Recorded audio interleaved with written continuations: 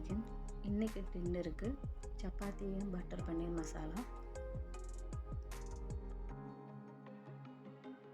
தேவையான பொருட்கள் 2 தக்காளி பழம், 1 வெங்காயம், 3 பச்சை மிளகாய், ஒரு 7 முந்திரி. நான் அதை கட் பண்ணி போட்டுக்கிறேன். 2 டம்ளர் தண்ணியில் இது எல்லாத்தையும் வேக வச்சுக்கலாம். அடுப்பை மீடியம் ஃப்ளேமிலே வேக வச்சுக்கலாம். இதை 20 நிமிஷம் வேக விட்டால் போதும். இது ஆறுனதுக்கப்புறம் மிக்சியில் அரைச்சிக்கலாம். ஒரு கடாயில் பட்டர் நல்லா மெல்ட் ஆகி வரட்டும். பட்டர் இல்லாதவங்க நெய் சேர்த்துக்கலாம். பன்னீர் சேர்த்துக்கலாம். இது 200 கிராம் பன்னீர். நான் இதில் கூடவே க்ரீன் பீஸ் சேர்க்குறதுனால குவான்டிட்டி கொஞ்சம் அதிகமாகவே இருக்கும். அதனால் 200 கிராம் போதும். இதில் இப்போ சால்ட்டு சேர்த்துக்கலாம். கொஞ்சோண்டு மிளகாத்தூள் கொஞ்சமாக சேர்த்துக்கிட்டால் போதும்.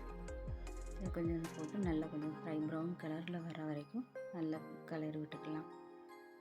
நான்ஸ்டிக்கு கடாய்ங்கிறதுனால ஒட்டாமல் வரும். கொஞ்சம் நல்லாவே ஃப்ரை பண்ணிக்கலாம். இது ஃப்ரை பண்ணி தனியாக பவுலில் எடுத்து வச்சுக்கலாம். இது நல்லாவே ஆறி இருக்குது. இது ஆறின உடனே மிக்சியில் எடுத்து அரைச்சிக்கலாம். அரைச்ச பேஸ்ட்டை பவுலில் மாற்றிக்கிறேன். 1 டீஸ்பூன் காஷ்மீர் சில்லி மசாலா. பச்சை மிளகாய் சேர்த்துருக்கனால மிளகாத்தூளை கொஞ்சமாகவே சேர்த்துக்கிறேன். காரத்துக்கு ஏற்ற மாதிரி சேர்த்துக்கலாம்.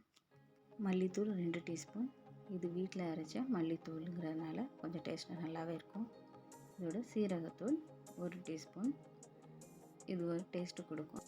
இதில் கடைசியாக நான் சேர்த்துக்க போகிறது 1/2 டீஸ்பூன் மஞ்சள் தூள். இதில் ஃபுட் கலர் எதுவும் நான் சேர்த்துக்கல. கசூரி மெத்தி 1 டீஸ்பூன். இது ஒரு பேனில் ஃப்ரை பண்ணி தனியாக எடுத்து வச்சுக்கிறேன். அதே கடாயில் பட்டரை சேர்த்துக்கிறேன். பட்டர் இல்லாதவங்க வெஜிடபிள் ஆயில் சேர்த்துக்கலாம்.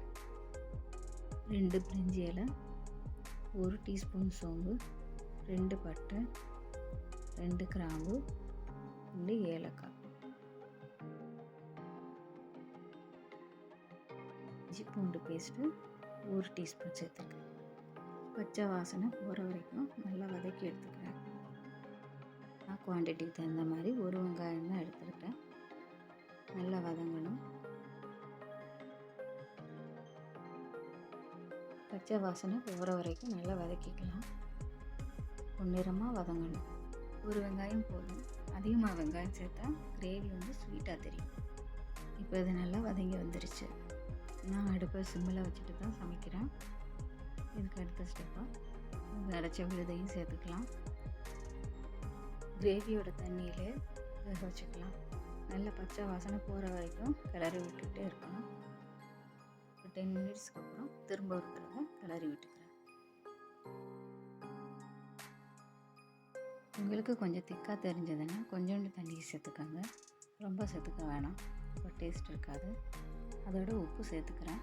கஸ்தூரி மேத்தியும் சேர்த்துக்கிறேன். இதில் அடுத்து சேர்த்துக்க போகிறது ஃப்ரெஷ் க்ரீன் பீஸ் 200 கிராம். இதில் பன்னீர் மட்டும் வேணுங்கிறவங்க பன்னீர் மட்டும் சேர்த்துக்கலாம்.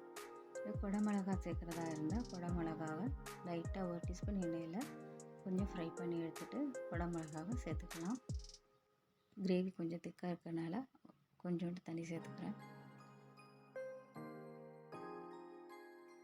10 மினிட்ஸ் வெயிட் பண்ணலாம். இப்போ அதை பார்க்கலாம். கிரேவி திக்காக கரெக்டாக வந்திருக்கு. பன்னீரும் உடையாமல் இருக்குது. இதில் லாஸ்ட்டாக சேர்த்துக்க போகிறது ஃப்ரெஷ் க்ரீமு. இது ஆப்ஷன் தான், வேணாங்கிறவங்க ஸ்கிப் பண்ணிக்கலாம். இதுபோல் நீங்களும் செஞ்சு பாருங்கள். செஞ்சு பார்த்துட்டு டேஸ்ட் எப்படி இருக்குன்னு கீழே கமெண்ட் பாக்ஸில் கமெண்ட் பண்ணுங்கள். சப்ஸ்கிரைப் பண்ணுங்கள், லைக் பண்ணுங்கள், ஷேர் பண்ணுங்கள். தேங்க்ஸ் ஃபார் வாட்சிங் மை சேனல்.